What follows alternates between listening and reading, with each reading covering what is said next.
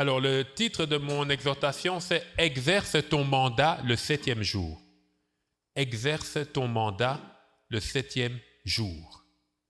Exerce ton mandat le 7e jour. C'est un ordre de l'Éternel. Nous sommes dans le livre de Genèse, le livre du commencement, chapitre 1, et nous allons lire des versets 26 au verset 31. Amen. Genèse 1, de 26 à 31. Nous avons coutume de nous mettre debout quand c'est possible, alors mettons-nous debout si nous pouvons le faire pour lire la parole de Dieu, c'est honorer Dieu. Genèse 1, de 26 à 31.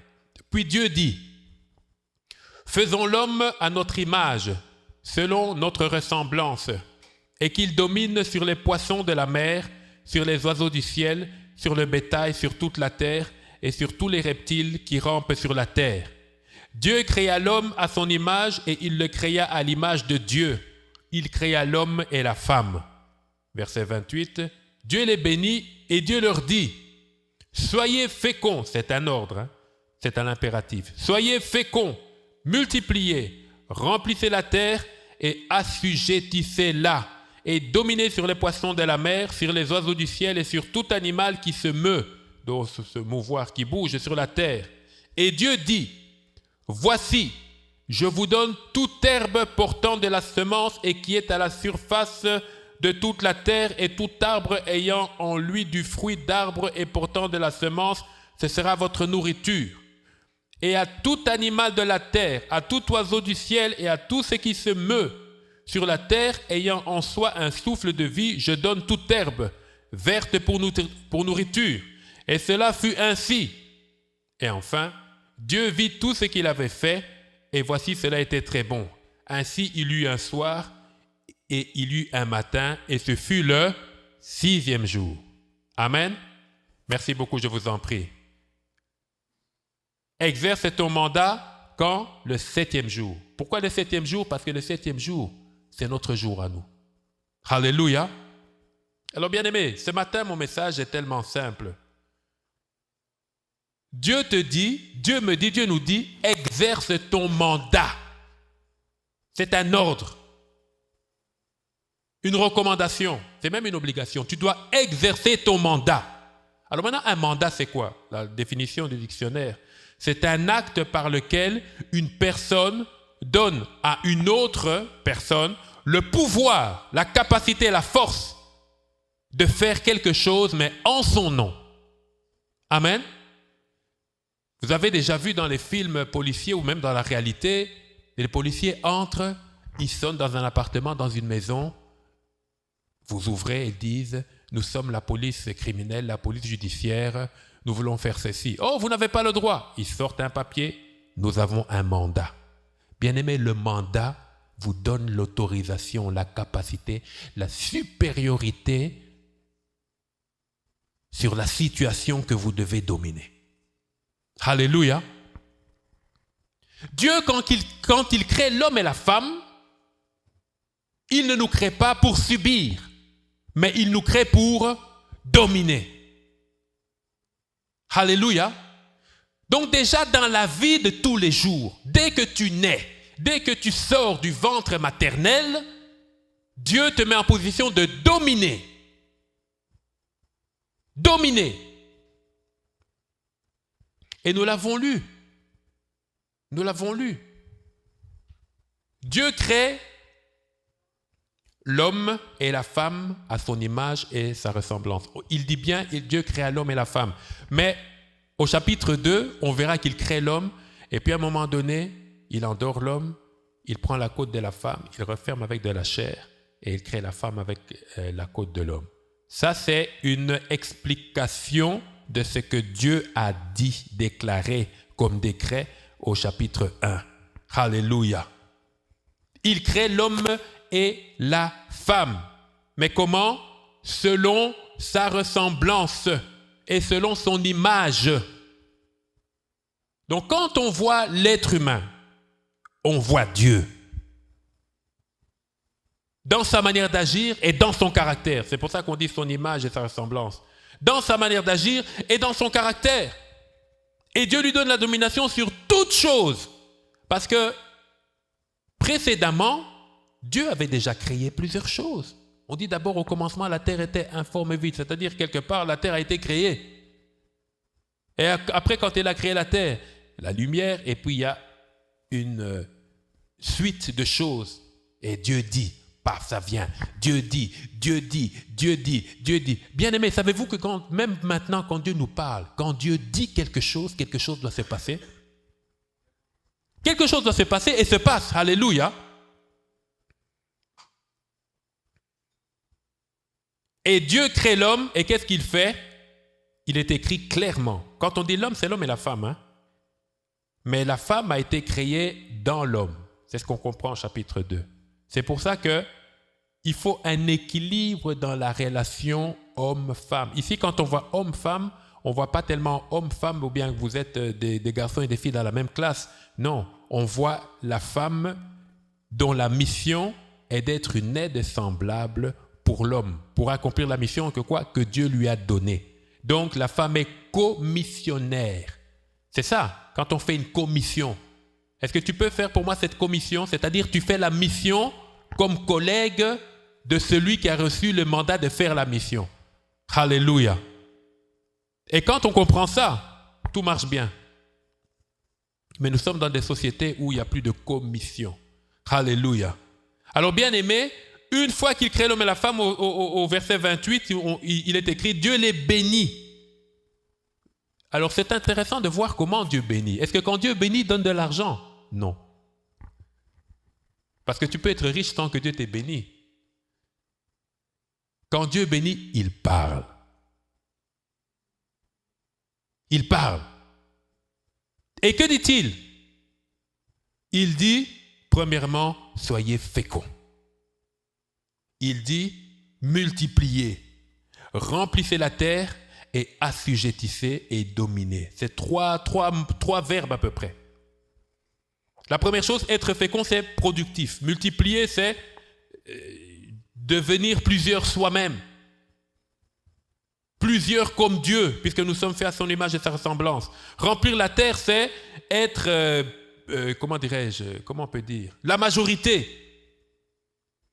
Et l'assujettir, c'est quand vous assujettissez un pays ou autre chose, c'est-à-dire vous prenez le contrôle total, ce qui empêche la chose sur qui ou laquelle vous avez autorité de faire autre chose que ce que vous voulez qu'elle fasse.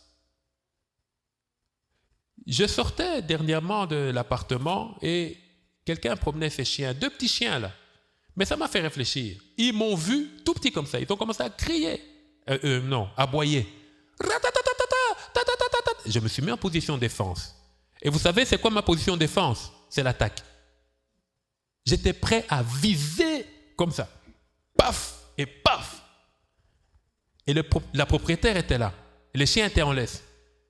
Les chiens, comme ce sont des chiens, en tout cas, je ne sais pas ce qu'ils avaient dans leur tête. Ils m'attaquaient. Ils étaient petits comme ça. 1, 2, ils venaient comme ça. Et la propriétaire ayant vu. Et moi, je me suis mis comme ça, déjà, à marquer un penalty. Parce que je n'allais pas me faire mordre. Alors, la dame a pris les chiens et les a retenus. Et d'ailleurs, 2 jours après, je suis sorti, j'ai dit bonjour. D'habitude, elle me salue, elle ne m'a pas salué. Ces chiens ont échappé. Mais écoutez, état de légitime défense, mais il faut pas, quand on peut faire autrement, d'accord. Et, c'est-à-dire, Dieu nous a fait, t'a fait, m'a fait, pour que quand il y a une situation qui vient comme ça, même si tu te bats, même si tu sors avec des bleus, tu sors vainqueur. Amen. Donc, il n'y a pas autre chose dans l'esprit du Seigneur, dans la pensée de Dieu, que lorsque tu passes par la vallée de la mort, que lorsque tu passes par un combat, que lorsque tu passes par une attaque, que lorsque tu passes par une trahison, que lorsque tu passes par une destruction, lorsque tu passes par un rejet, tu dois sortir vainqueur. Parce que tu es fait à son image et sa ressemblance. C'est pour ça qu'au 3e jour, Jésus est sorti libre et vainqueur. Alléluia. Alors bien aimé, on retient ici que quand Dieu a créé l'être humain, savez que Satan était là quand il a créé. La chute de Satan, c'est avant sur la terre. Certains théologiens disent même que Dieu a créé la terre parfaite et quand Satan est descendu, comme c'est un esprit de désordre, il a mis le désordre et c'est pour ça que la terre était informe et vide. Mais même dans ce problème-là, dans cette destruction-là, l'Esprit de Dieu était toujours là. C'est pour ça, mon frère, ma sœur, si tu es dans le Seigneur, si tu crois en Jésus, même si tu n'es pas dans le Seigneur, mais tu crois que Jésus existe et qu'il peut t'aider, que l'Esprit de Dieu soit en toi ou que l'Esprit de Dieu qui règne sur la terre soit là, sache que il est toujours comme ça, en attente d'avoir la permission de venir te secourir, de te tirer du danger, de te mettre à côté, de te faire éviter un drame. Alléluia. Le Saint-Esprit agit aussi envers les païens. Pour le chrétien, il agit en lui, et pour les non-croyants, il agit envers eux, sans être en eux. Parce que tu ne peux pas te repentir si tu n'es pas dans la foi chrétienne, mais tu te repens, c'est que le Saint-Esprit t'a convaincu. Alléluia. Alors, bien-aimés, une fois que Dieu a donné le mandat officiel, parce que ça, Genèse 1,28, c'est le mandat officiel de tout être sur terre.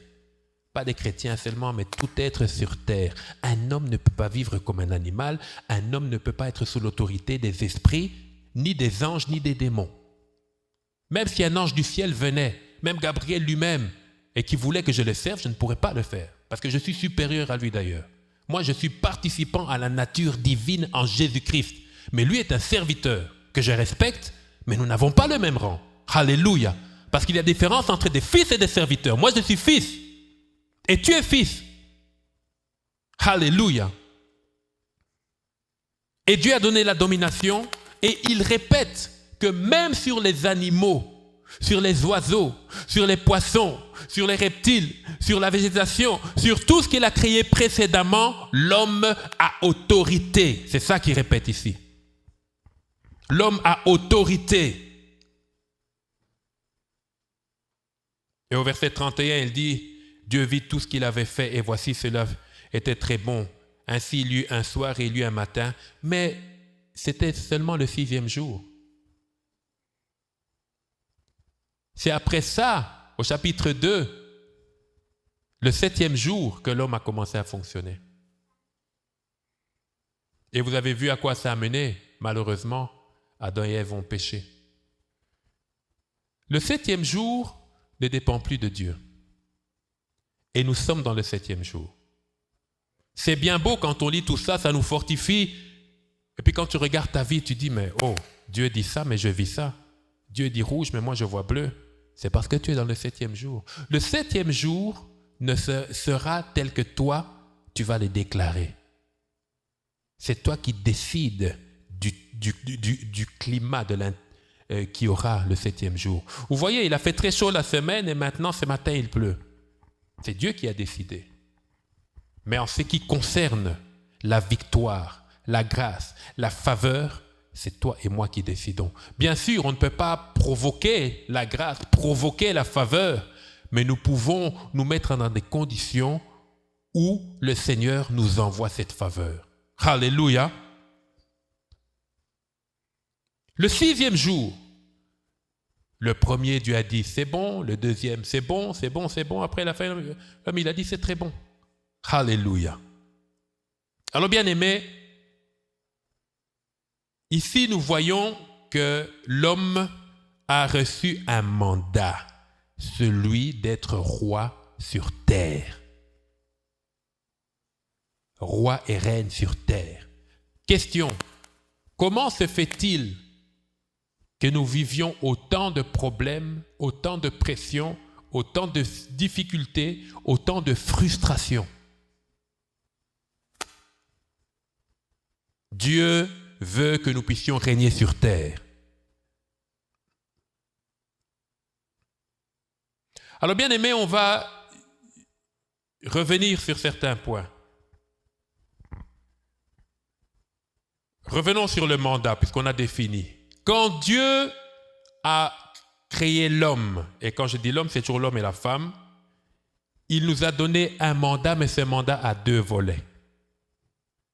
Deux volets. Le premier volet, nous venons de les lire dans Genèse 1, 28. Être fécond, multiplier, dominer, assujettir. Ça, c'est le premier volet. Le deuxième volet, nous le connaissons aussi, c'est dans Matthieu 28, de 19 à 20.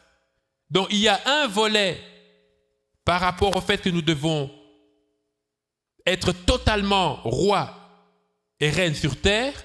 Et le deuxième volet, c'est que nous devons être des agents de multiplication du royaume sur terre. Et lisons, mettons-nous ça alors, Matthieu 28, de 19 à 20. C'est un verset qui est aussi connu. Donc nous avons un mandat avec deux missions. Et tu ne peux pas rater, je ne peux pas rater, nous ne pouvons pas rater un des volets de cette mission-là. Matthieu 19. Matthieu 28, de 19 à 20. Alléluia. Ça, c'est le deuxième volet de la mission. Le premier, on l'a lu, c'est dans Genèse 1, 21, quand il dit « Soyez féconds », tout ça. Deuxième, « Allez, faites de toutes les nations des disciples, les baptisant au nom du Père, du Fils et du Saint-Esprit. » La suite. « Et enseignez-leur à observer tout ce que je vous ai prescrit. Et voici, je suis avec vous tous les jours jusqu'à la fin du monde. » Donc, bien aimés, le 7e jour dans lequel nous sommes maintenant, c'est le jour où Dieu se repose. Mais quand Dieu se repose, c'est à nous de travailler. De travailler à quoi? À l'accomplissement de notre mandat. Le premier volet, c'est d'être fécond. Nous devons devenir ce que la bouche de l'Éternel a déclaré, un peu comme ce qu'il a dit à Abraham. Je rendrai ton nom grand, je ferai de toi une grande nation. Alléluia. Bien-aimé, tu ne peux pas être né après 9 mois de travail dans le ventre maternel, tu sors et ta vie n'a pas de forme. Comment se fait-il qu'en 9 mois, tu as pris la forme précise que tu as et 40 ans après, tu n'as toujours pas de forme? Mais il valait mieux rester dans le ventre maternel.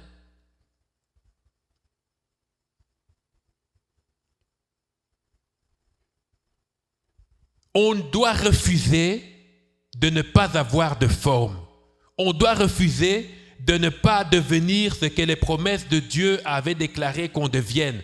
On doit refuser de ne pas voir les choses avancer. On doit refuser d'être sur un statu quo. On doit refuser d'être enchaîné, d'être bloqué. Je ne sais pas, mais il y a des choses qu'il faut refuser. Parce que comment se fait-il que quand ça ne dépend pas de toi, 9 mois, ça marche et très vite? Imaginez-vous, en 9 mois, il n'y a rien, il y a des yeux qui sortent. En 9 mois.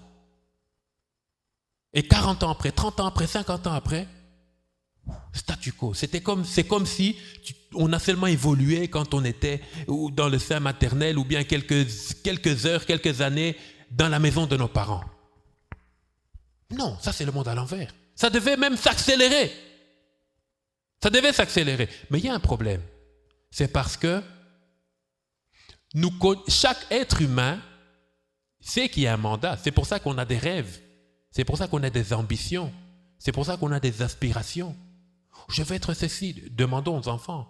Des fois, ils disent « Oh, je veux être pompier. Après, je veux être médecin. Après, je veux être maçon. Après, je veux être pilote. » C'est comme si il suffit de claquer et puis ils deviendront ce qu'ils veulent devenir. Non. Et puis les années passent et on se bat. Et on se perd, et on se retrouve, et on se comprend, et on se sépare, et on se cherche. Et on regarde en arrière, on se dit, mais qu'est-ce qui s'est passé? Qu'est-ce qui s'est passé? Bien-aimés, c'est parce que nous avons en notre fort intérieur l'aspiration de devenir ce que la promesse de Dieu déclare, mais dans la manière d'appliquer, d'utiliser les outils que Dieu nous a donnés, c'est là qu'il y a le problème. Souvent, nous faisons plus selon notre intelligence que selon la sagesse de Dieu. Et c'est là où je vais arriver. Et comme je l'ai dit, je vais donner maintenant quelques points. Mais ici, le mandat de Dieu, il est un, mais avec deux volets. Tu dois devenir la personne que Dieu a déclarée. Par exemple, si le Seigneur, comme il a dit à Jérémie. Hein? Je t'avais déjà choisi, consacré comme prophète des nations depuis le sein maternel. C'est que toi et moi aussi, Dieu nous a choisis. Il y a quelque chose qui est là. Si on te pose la question maintenant, tu es qui? Pour Dieu, tu es qui? Même si tu n'es pas encore ça, mais tu es qui? Non, mais à un moment donné, il faut répondre. Parce que Dieu ne cache pas à ses serviteurs, ses servantes, ce qu'il veut faire d'eux. Jamais. Si quelqu'un te pose la question, bon, toi, tu es qui? Et puis la deuxième chose, c'est que quand on est en Christ, nous avons l'obligation de nous laisser utiliser pour l'avancement du royaume des cieux. Et ça, c'est encore une grande... Et surtout dans ces pays ici, on trouve que la chose de Dieu, c'est quelque chose de facultatif. Quand je peux, quand j'ai le temps, quand je suis disposé, j'y vais. Sinon, même prochainement. Bon, imagine-toi, tu vas au boulot, tu travailles 40 heures de la semaine et ton patron dit, je ne suis pas prêt pour te payer, mais même prochainement. C'est pour ça que ça traîne. C'est pour ça que ça ne marche pas. C'est pour ça que ça n'avance pas. Parce qu'avec la force de ses bras, on ne peut pas bâtir pour le Seigneur. On peut bâtir pour soi, mais pas pour le Seigneur. Alléluia. Bien-aimé, c'est le moment de fonctionner pleinement dans le mandat de Dieu. Le service chrétien, je l'ai dit toujours, c'est une assurance vie. Vous savez c'est quoi une assurance vie? C'est-à-dire quand tu meurs là, il y a de l'argent qui sort. Toi tu es mort, mais on sort l'argent pour ta famille. Le service chrétien, c'est une assurance vie. Il dit dans sa parole, vous servirez l'Éternel, il bénira vos pains et vos eaux et éloignera de la maladie de vous. C'est-à-dire la maladie, la malédiction, les ténèbres. Il faut servir Dieu. Et quand ça allait mal, en tout cas moins bien, on avait le temps et la force de servir Dieu. Mais plus ça s'améliore, plus je suis dans le confort, plus je suis... Et là, de moins en moins. Mais non, ça devait être le contraire. Et c'est pour ça qu'on échoue, malgré nos efforts. Et c'est pour ça qu'on attend que Dieu agisse. Dieu se croise les bras. Vous savez que Dieu peut se croiser les bras. Il peut même se taire. Il peut se taire. Alors bien aimé, quelques points ici pour savoir maintenant concrètement comment est-ce que je peux exercer mon mandat de 7e jour. Parce que du 1er jour au 6e jour, c'est Dieu. Et on nous dit que le 7e jour, il s'est reposé. Le 7e jour qui doit travailler, c'est moi. Et comment dois-je le faire? Si tu as perdu 20 ans, si tu as perdu 30 ans, sache que tu peux tout récupérer même en 3 mois. Parce qu'avec Dieu, dès que tu rentres sur son chemin, tu rencontres tout ce qu'il avait préparé pour toi. Alléluia. Tout. Il dit, je ramènerai les années qu'on dévorerait, les sauterelles, les gélèques et les geckos. Vous connaissez ces animaux? Rappelez-vous, il y a quelques années, il y avait des crises alimentaires sur la côte de l'Afrique, l'Éthiopie, tout ça, parce qu'il y avait des nuages de sauterelles. Donc quand ces sauterelles arrivaient là, c'était la nuit en plein jour. Et puis c'était... Ils arrivent, ils bouffent tout. En 1 heure, ils ont vidé tous les champs. Tous les champs. Mais Dieu ramène cela. Il ramène. Et il veut le faire dans ta vie.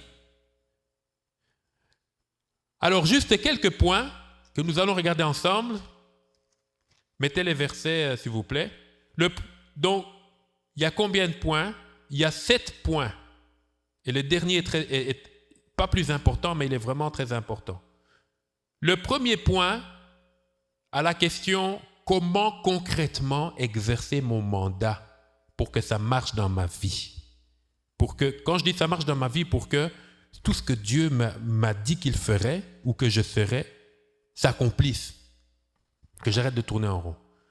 La première chose, c'est dans Genèse 1.1.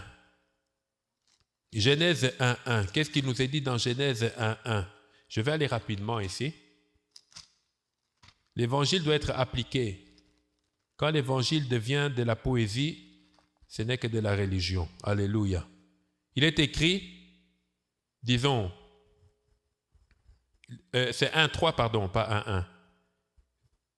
Dieu dit que la lumière soit et la lumière fut. C'est la première chose que l'Éternel a fait par rapport à ce commencement-là, le commencement de la terre. Dieu dit que la lumière soit et la lumière fut. Et c'est ce que nous devons faire aussi. Qu'est-ce qui s'est passé? Quand vous voyez au verset 5, Dieu appela la lumière jour et il appela les ténèbres nuit. Ainsi, il y eut un soir et il y eut un matin, ce fut le premier jour. Notez ici, Dieu a créé la lumière, mais les ténèbres étaient déjà là. Amen. Suivez-moi bien. C'est-à-dire, les ténèbres, l'échec, les choses négatives, la destruction, la malédiction, toutes ces choses, ce sont des choses qui naturellement, bon, ce n'est pas le mot naturel que je dois utiliser, mais qui sont là de fait tant que la lumière ne se manifeste pas. C'est-à-dire une vie sans Dieu est déjà vouée à l'échec et dans les ténèbres. Même si tu es milliardaire et que tu dors à Dubaï le matin, l'après-midi tu es en Suisse et le soir tu es à Montréal. Si tu es dans les ténèbres, c'est déjà fini pour toi. La première chose que nous devons faire pour voir la gloire de Dieu, et quand je dis la gloire de Dieu, c'est une vie dans laquelle tu réalises que tu es ou tu deviens ce que la bouche de l'Éternel a déclaré, il faut que la lumière se manifeste. Et cette lumière-là, c'est Christ. Alléluia. Dès que Christ se manifeste, automatiquement, il y a une différence entre le jour et la nuit. Entre le jour et la nuit. En plein jour, tu vois tout ce qui se passe, tu sais où aller, tu sais quoi faire. En pleine nuit, si tu n'as pas de lumière, même si tu as une très bonne vue, tu ne vois rien. Et quand tu ne vois rien, tu n'avances pas. Et quand tu n'avances pas, tu fais du surplace. Et quand tu fais du surplace, tu fanes. Et tu vieillis. Et tu t'abîmes. Et tu te cognes la tête à gauche, à droite, parce que tu ne sais pas où est la sortie. Et quand tu es trop fatigué, tu abandonnes. Je me rappelle, dans la jeunesse, il y avait une foire, comme à la ronde ici, et il y avait un labyrinthe. Un labyrinthe, un jeu comme ça. Tout transparent. Et moi, j'ai dit, je vais faire ça. Mon père me dit, vraiment, tu veux faire ça? Ouais. Je vais faire. Je l'ai embêté. Il dit, tu veux faire? Ok, je suis entré seul. Je pense que j'ai fait 3 heures. Hein. Ils sont partis, ils m'ont laissé à l'intérieur. Entrer, c'est facile, mais sortir. Il faut que Dieu vous aide. Alors, j'étais tellement fatigué que je suis resté là-bas. Et maintenant,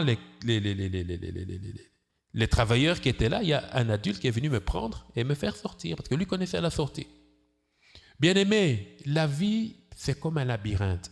Même si tu vois ce qu'il faut faire, même si tu vois où il faut monter, que ce soit le business, que ce soit le mariage, que ce soit le travail, que ce soit le ministère, tu peux tout voir, tout est clair, tu vois, mais tu fais, ça ne marche pas. Parce que tu dois être conduit. Et tu as tellement essayé, tellement tourné que tu dis, bon, je m'arrête. Et pourtant, ça marche. Et tu es là. Tu as besoin que quelqu'un vienne, qui connaît le chemin, il te prend et il te sort. Et quand il te sort, là, tu disais, c'était seulement ça. Voilà pourquoi il nous faut Jésus. Alléluia. Il faut que tu permettes à ce que la lumière de Christ, le jour, fasse vraiment la différence avec les ténèbres. Et ça, c'est Dieu. Et pour que ça se fasse, tu dois demander à Dieu de le faire. Vous allez me dire, mais il y a des gens qui ne prient pas, mais qui sont pleins de fortune. La fortune n'est pas synonyme de bénédiction. La fortune, c'est une bonne chose. Et moi, j'aimerais aussi être plus fortuné que ce que je suis aujourd'hui. Mais fortune ne dit pas bonheur. Regardez autour de vous. Au contraire, il y a beaucoup de douleurs. Beaucoup de douleurs. Et certains n'en jouissent même pas. Ils n'en jouissent pas. Retenons que la première chose pour que ça marche dans nos vies, il faut que tu permettes à la lumière, donc à Christ, de s'établir totalement dans ta vie. Et déjà, quand il y a la lumière, les cancrelats, les rats, les fourmis, ils n'aiment pas la lumière. Ils partent automatiquement. Il y a déjà un niveau de combat qui diminue. Ça, c'est la première chose. La deuxième chose, quand Dieu parlait, il a parlé dans l'ordre. Parce que s'il avait fait tout le reste, la deuxième, troisième chose qu'on va voir, sans faire la lumière, rien n'aurait tenu. La première chose, c'est la lumière. Que Christ vienne et te tienne. La deuxième chose, nous sommes dans toujours le chapitre 1, tout est dans le chapitre 1, mais nous voyons le verset 6. À chaque fois que Dieu dit. Verset 6, c'est la deuxième fois que Dieu dit, au second jour. Dieu dit qu'il y ait une étendue entre les eaux et qu'elle sépare les eaux d'avec les eaux. Et Dieu fit l'étendue et il sépara les eaux qui sont au-dessous de l'étendue d'avec les eaux qui sont au-dessus de l'étendue. Et cela fut ainsi. Dieu appela l'étendue du dessus ciel. Ainsi il y eut un soir et il y eut un matin. Ce fut le second jour.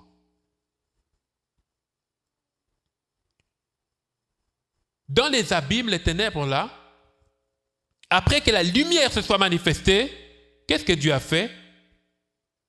Il dit qu'il y ait une étendue entre les eaux et qu'elle sépare les eaux d'avec les eaux. Remarquez que Dieu n'a pas créé l'eau. À ce moment-là, en tout cas. On ne dit pas Dieu a créé l'eau. Il y avait une masse informe et vide et le Seigneur a fait quoi? Il a dit pour que les eaux dans l'eau soient divisées en deux, qu'il y ait des eaux au-dessus et des eaux en bas. Alléluia. Et ce fut le second jour. Et c'est dans l'eau, pourquoi? L'eau représente le cadre dans lequel la vie peut se manifester. Amen. Bien-aimé, chacun de nous a sa propre vie. Moi, j'ai ma vie, toi, tu as ta vie. Et nous nous connaissons selon ce que nous montrons, ce que nous voulons bien montrer de nos vies. Mais nos vies réelles, il n'y a que nous qui connaissons. Amen.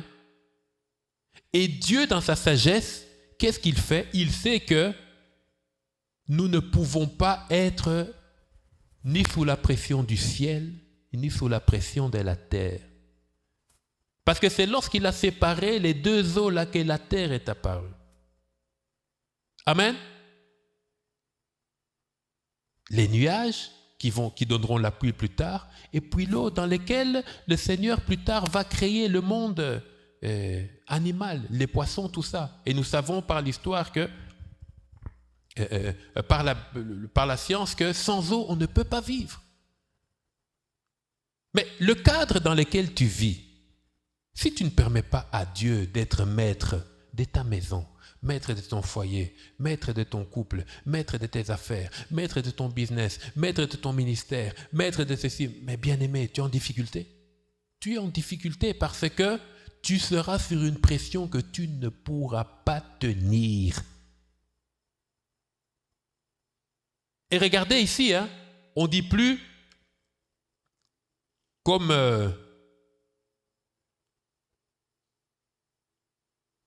on dit, pardon, aussi il y eut un soir et il y eut un matin.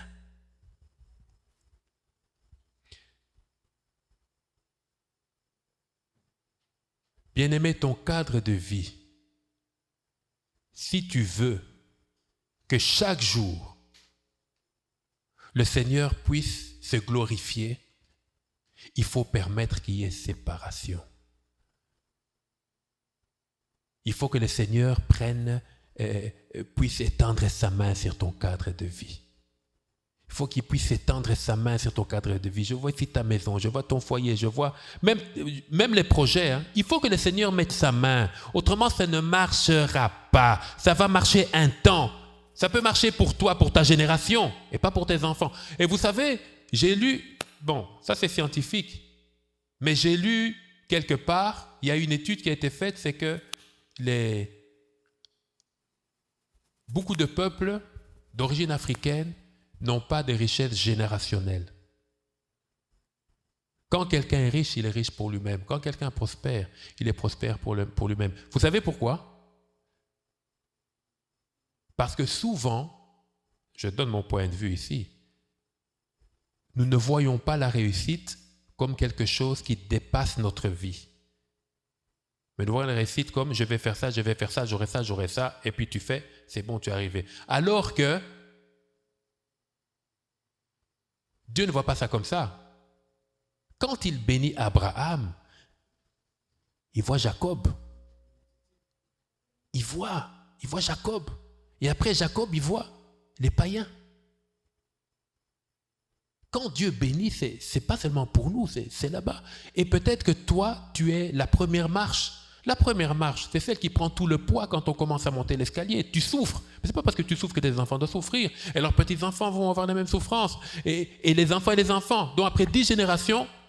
Et vous savez ce que dit la personne? Elle dit, si tes enfants ne connaissent pas leur arrière-grand-père, ça veut dire qu'il n'a pas travaillé pour qu'il soit connu. Parce que quand vous savez que c'est l'arrière-grand-père qui a laissé un château, même son nom sera sur le château là. Mais l'arrière-grand-père, même le grand-père, on ne sait même pas où est sa tombe. Il n'a rien fait. Il n'a rien fait. Il a vécu pour lui-même. Il y a tellement de choses à dire. Alors bien aimé, on va y aller rapidement. Au verset 11, Dieu crée la végétation. Mais la végétation ne pouvait pas être créée sans eau. Vous voyez? Et sans lumière. Parce que avec la photosynthèse, les plantes vivent avec la lumière. Vous savez comment se fait la sève. Il faut la lumière du soleil. Voilà comment Dieu veut que nous puissions vivre. Chaque chose doit être ordonnée. Et en chaque chose, Seigneur, prends la place. Seigneur, conduis-moi. Seigneur, parle-moi. Seigneur, soutiens-moi. Seigneur, montre-moi. Seigneur, affermis-moi. Et il a créé la végétation avec en chaque fruit, chaque plante, la semence. Voilà d'où vient la provision de Dieu. Dieu ne donne rien sans semence. Dans tout ce que Dieu nous donne, il y a toujours une semence. Il te donne un enfant, sache que tu auras des petits-enfants. Amen. Dans tout ce que Dieu nous donne, il y a la semence. Dieu pense toujours en termes d'abondance. Et il dit, quand il crée les poissons, plus tard il dit en abondance. Ils seront là en abondance, en abondance. Mais si nous sortons ici, nous verrons les plantes en abondance. Il y a trop. Vous plantez un pommier, quand la saison des pommes arrive, il y a plus de 50, 60, 100 pommes. Trop de pommes, il y en a même qui pourrissent. Et ensuite, les animaux terrestres, les êtres marins et aquatiques et les oiseaux. Et ensuite, au verset 20, verset 24, je vais un peu vite parce que c'est fini. Les animaux terrestres et les reptiles de la terre, avec leurs semences, c'est-à-dire capables d'enfanter, capables de se reproduire. Et c'est comme un escalier. La lumière, les eaux, la végétation,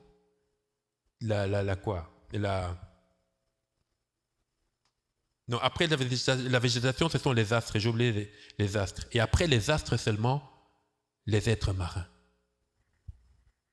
Ok, je ne vais pas encore donner trop de commentaires, mais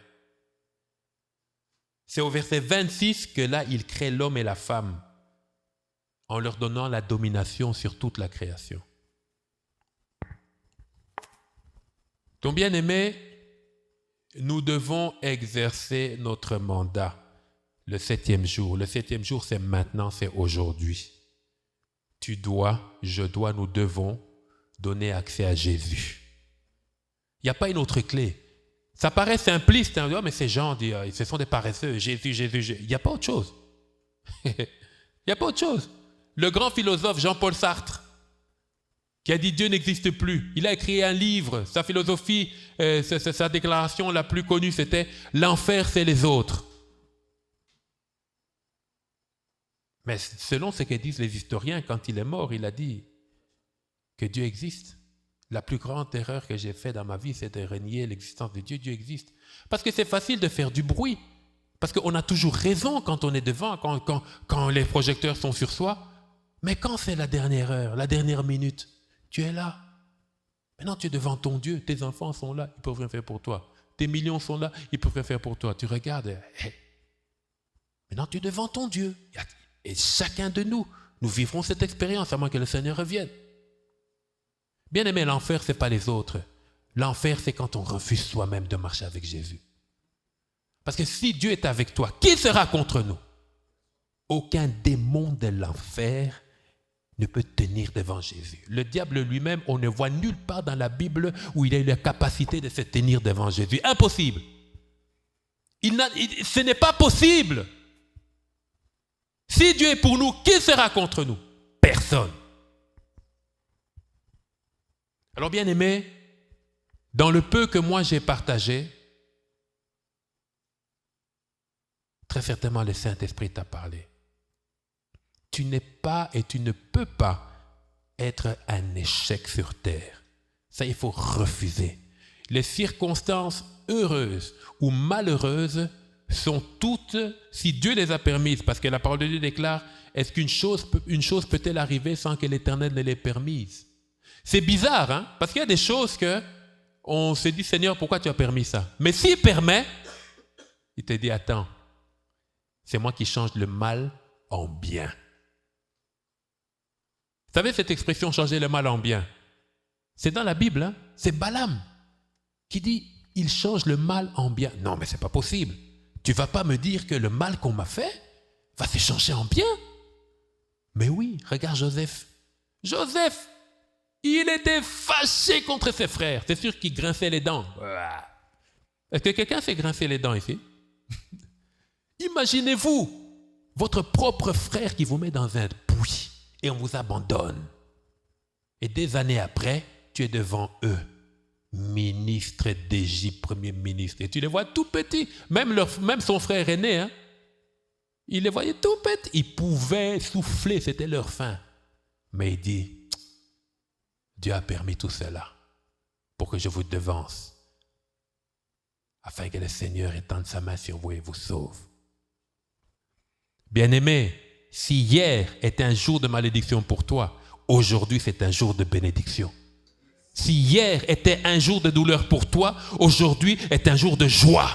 Parce que je sais que comme Dieu est avec moi, que je me suis mis de son côté, je sais que ça va, que ça ira et que ça ira mieux encore. Alléluia. C'est pour ça qu'il faut avoir la tête haute. Il faut avoir la tête haute. Alors j'aimerais bien que nous puissions prendre une décision ce matin. Parce que ce n'est pas en 30 minutes qu'on peut saisir ces choses. Mais c'est tout simplement en appliquant sa foi à la parole de Dieu. Croire que la parole de Dieu est la vérité. Croire que la parole de Dieu donne la vie. Croire que la parole de Dieu est Jésus-Christ elle-même. Et savoir que si je suis fait 9 mois dans le sein maternel et que je suis sorti, déjà je suis un vainqueur. Toute personne qui naît est vainqueur. Alléluia. Mais maintenant, la vie c'est comme un stage où tu dois prouver à Dieu, montrer à Dieu que tu sais qu'il y a un créateur. Comme ça, quand le stage finit, tu vas dans l'éternité et pas dans un lieu où on jette les machines défectueuses. Vous voyez chez les réparateurs de téléphones, tous les téléphones sont abîmés, hein? Mais il y a une belle forme. Mais si vous prenez, vous appuyez. Moi j'ai des téléphones dans mon tiroir là-bas. Plein de téléphones. C'est beau, mais si tu appuies, ça ne fonctionne pas. Il ne faut pas que ta vie soit comme ça. Nous allons prier, je vous en prie. Alléluia. Gloire au Seigneur. Mettons-nous debout si nous pouvons. On va prier 2 minutes, 3 minutes. Bien-aimés, il ne faut pas venir à l'église juste pour entendre une belle prédication et sortir et vivre de la même manière. Là, ce n'est pas bon. Ce qu'il faut, c'est se révolter. Si c'est la maladie, maintenant tu peux te révolter parce que tu as entendu la parole de Dieu et Dieu n'a pas créé la maladie ici. Il n'a que donné la vie et la domination. Donc tu peux te révolter contre la maladie.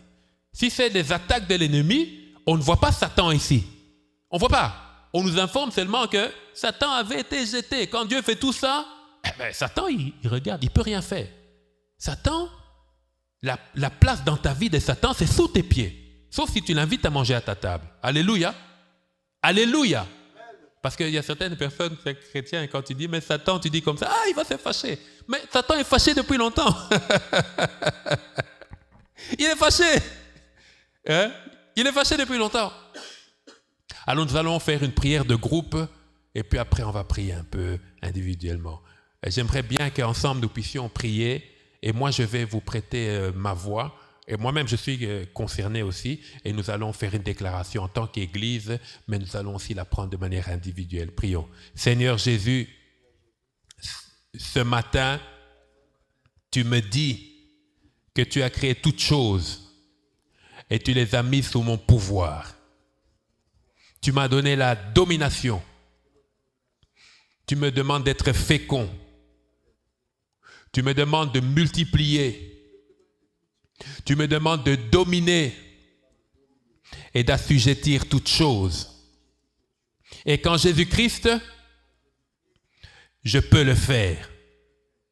Ce matin, je prends la décision de saisir mon mandat divin et de dominer sur cette terre. Et que seul toi as un mot à dire sur ma vie de fondamental. Je domine sur la maladie. Je domine sur l'œuvre des ténèbres. Je domine sur Satan et ses démons. Je domine sur la malédiction. Je domine sous toute forme de servitude. Je domine sur toute parole méchante.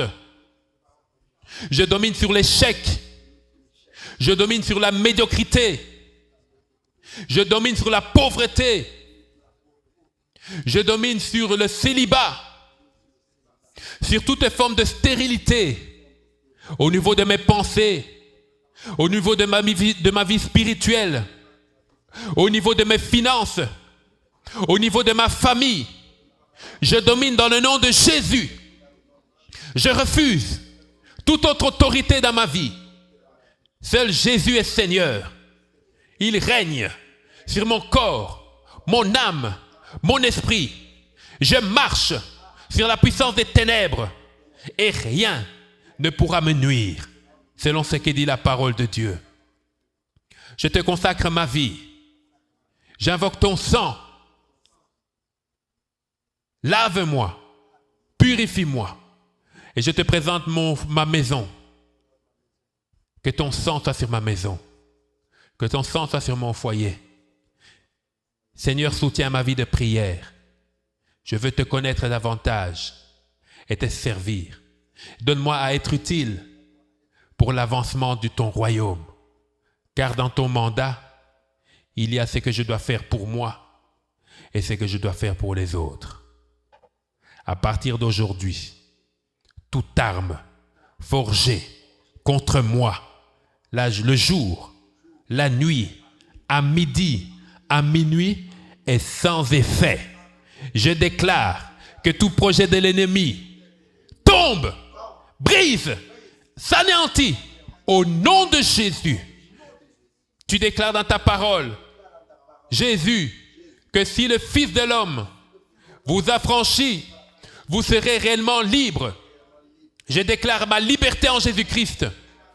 Je suis libre de monter, de prospérer, d'aller de l'avant, de me multiplier, d'assujettir, de dominer au nom de Jésus. Aucune arme, aucun projet de Satan ne peut m'arrêter. Je déclare que ma route est ouverte, car Jésus est le chemin. Jésus est le chemin. J'avance, j'avance. Je déclare la liberté. Je déclare la faveur. Je déclare l'élévation. Je déclare la bénédiction. Je déclare la grâce. Je déclare la bonté. Je déclare l'avancement. Je déclare la multiplication. Au nom de Jésus. Alléluia. Que chacun maintenant élève sa voix et dise merci au Seigneur. Et ensuite, nous allons clôturer cette partie. Seigneur, merci. Tu peux prier pour toi. Tu peux prier pour ton avenir. Tu peux prier pour ta famille, pour ton conjoint. Tu peux prier pour tes enfants. Tu peux prier surtout pour ta vie de prière, bien-aimé. Il faut que ta vie de prière revive. Il faut qu'elle ressuscite. Il faut qu'elle se remette en avant. Il faut qu'elle soit dynamique. Seigneur, je prie. Je prie d'avancer. Je prie de fonctionner comme tu veux que je fonctionne. Alléluia. Éternel, je déclare que ça marche. Éternel, je déclare que je vais de l'avant. Alléluia. Que tout plafond plafond de verre qui est sur la vie de mon frère, de ma sœur, soit brisé maintenant au nom de Jésus-Christ. Alléluia. Éternel des armées, Père, donne à quelqu'un d'utiliser les clés que tu lui as données. Les clés, c'est ce que nous venons de voir, Seigneur. Une parole qui déclare, une parole puissante, la foi, Seigneur. Alléluia. Agis notre Dieu, agis notre roi. Manifeste-toi, Donaï. Manifeste-toi, El Shaddai. Éternel des armées, donne à quelqu'un maintenant de marcher par la foi. Donne à quelqu'un de marcher dans l'obéissance. Donne à quelqu'un maintenant de marcher par la foi. Alléluia. Je déclare que tous les ennemis de ta vie sont mis en déroute maintenant au nom de Jésus. Que tous les ennemis de ta vie soient mis en déroute au nom de Jésus. Bien-aimé, déclare cela. Que tous les ennemis de ma vie soient mis en déroute. Alléluia. Qu'ils soient mis en déroute maintenant au nom de Jésus. Je proclame la résurrection. La résurrection de tes rêves. La résurrection de tes rêves. Dieu t'a montré des rêves. Dieu a mis un fardeau sur ton cœur. Dieu t'a montré des choses. Bien-aimé, ça va s'accomplir. Ça va s'accomplir au nom de Jésus. Ça va s'accomplir au nom de Jésus. Dieu avait montré à Joseph que sa famille allait se prosterner devant lui. C'est ce qui s'est passé 40 ans après. Peut-être que ça prendra du temps. Le temps que Dieu permet. Mais sache que ça va s'accomplir. Sache que ça va s'accomplir. Tu n'as pas été suscité sur cette terre pour rien. Tu n'es pas un échec. Tu es une victoire. Tu es un signe de victoire. Tu es un trophée. Tu es une médaille pour Dieu. Alléluia. Par toi, l'Éternel se manifeste. Et enfin, pour terminer ce moment, bien-aimé, nous allons inviter le Saint-Esprit. Bien-aimé, moi, j'ai toujours refusé d'être un religieux. Et je ne serai jamais religieux. Il faut que la parole de Dieu, que ses promesses s'accomplissent dans ma vie. Et je me suis retrouvé un jour ensuite, j'ai déjà raconté ça une fois, où je n'avais rien dans la mission, pas un billet. Et quand j'ai ouvert mon portefeuille, il y avait des billets à l'intérieur. Je ne suis pas parti voir un sorcier. Dieu a donné. Dieu a donné. Et je vous dis dernièrement, mes enfants savent, j'ai dû récupérer un chèque. Je ne sais même pas la personne qui a donné ça. Mais c'est même à l'étranger. On m'a appelé, il y a un chèque pour toi. Qui a donné? On ne sait pas. Je voudrais vous communiquer ceci. Moi, je ne peux pas vous communiquer la foi, mais Dieu peut le faire. N'acceptez pas de vivre une vie chrétienne comme quelqu'un qui regarde les choses se passer bien pour les autres et toi, tu n'expérimentes rien. Ça, moi, je refuse. Et j'ai toujours dit au Seigneur, si tu n'es pas capable d'être mon Dieu, je refuse que tu sois mon Dieu. C'est pour ça qu'on me dit souvent, mais comment tu agis comme un fou? Je ne suis pas fou, je crois. Et je pose les actes. Et tu n'as pas besoin d'avoir pour faire. C'est quand tu commences à faire que Dieu te donne ce dont tu as besoin. Refusons d'être religieux. Il faut que ça marche dans ta famille, que ça marche pour tes enfants, que ça marche pour toi. Il faut que ça marche. Je vais à l'église. Hein, tu vois, je vais à l'église. Au moins, d'accord, mais si tu entre-sors comme ça, c'est pas à chaque fois, pasteur, priez pour moi, quoi. Un démon m'a tapé. Pasteur, priez pour moi, quoi. Un démon est venu crever le pneu de ma voiture. Il m'a dit, ton démon, les démons sont colocataires. Quand la lumière est là, les démons, c'est automatique, les ténèbres partent. Plus il y a de lumière, moins il y a des ténèbres. Alors, allume la lumière. Ah, Seigneur.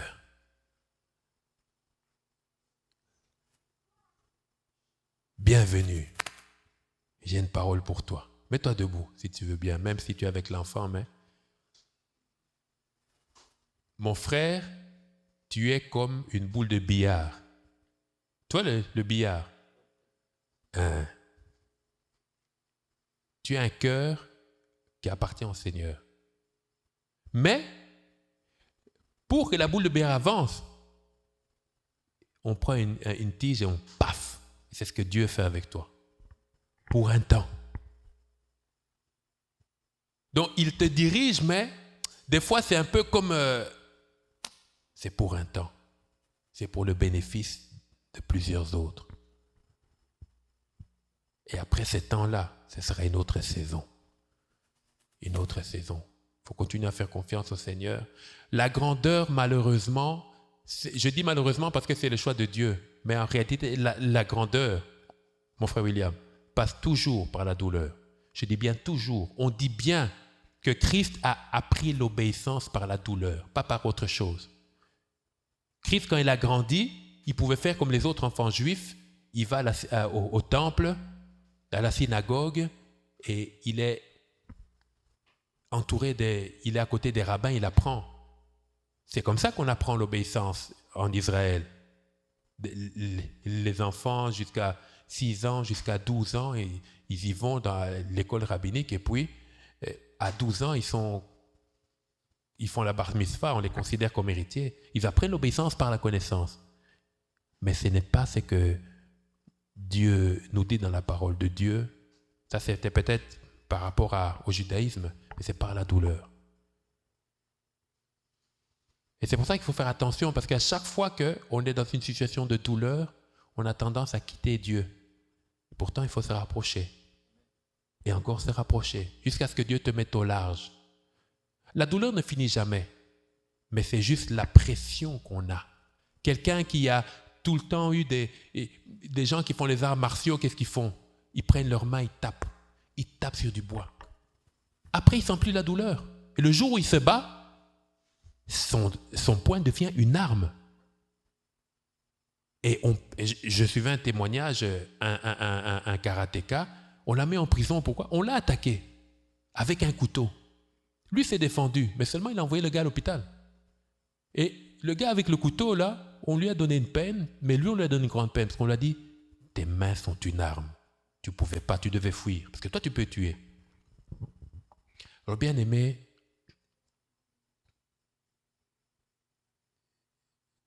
ne permets pas à Satan, ni à toi-même, d'être petit à tes propres yeux.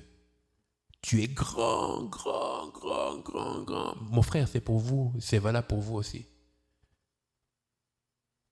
Dieu vous voit grand. Même moi là, je vous vois là maintenant. C'est comme si votre tête dépasse même du plafond.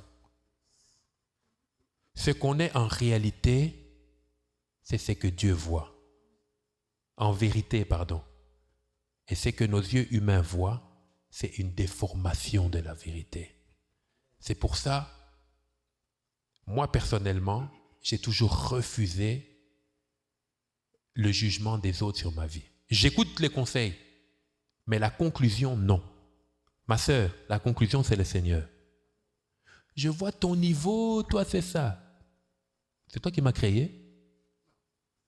Non. Je refuse. Bien-aimés ne sont pas religieux. Dieu n'a pas besoin de la religion.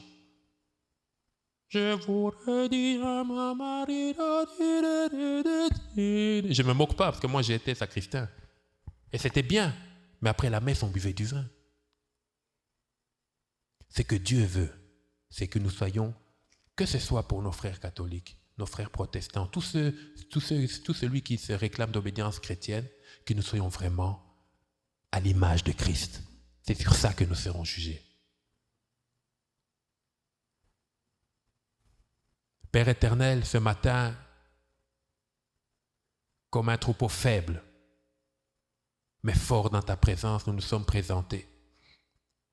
Tu nous as parlé, tu nous as dit que nous avons chacun un mandat, celui de régner, de dominer, d'assujettir, d'être fécond, mais aussi de proclamer la grâce en Jésus-Christ. Permets à chacun d'entre nous, Seigneur, de devenir ce que ta bouche t'a déclaré. Je te recommande chacun d'entre nous et propulse-nous, propulse mon frère, ma sœur dans sa destinée. Et rien ne l'arrêtera, parce qu'on n'arrête pas un missile que Dieu a envoyé, tant que ce missile n'a pas atteint son but. C'est dans le nom de Jésus-Christ que nous avons ainsi prié.